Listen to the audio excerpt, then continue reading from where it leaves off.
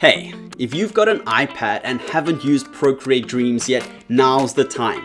Animation in itself is awesome, but animating in Procreate Dreams makes me feel like a kid again. It's tactile, it's flexible, and the animation features are super powerful. You can animate frame by frame using Flipbooks, you can animate without drawing each frame using keyframes, and then you can hand animate content using the Perform feature. If you've used Procreate to draw or animate with in the past, you'll feel at home really quickly with Procreate Dreams.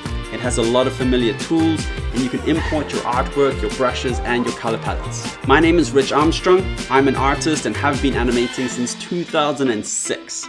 And never before has it been this easy and fun to create hand-drawn animations. In this class, I'm going to show you how to create a short animation in Procreate Dreams using Flipbooks, Performing, and Keyframe features. By the end of the class, you'll be ready to create all kinds of fun animations inside of Procreate Dreams. If you're ready to have fun learning how to animate in Procreate Dreams, then come take this class.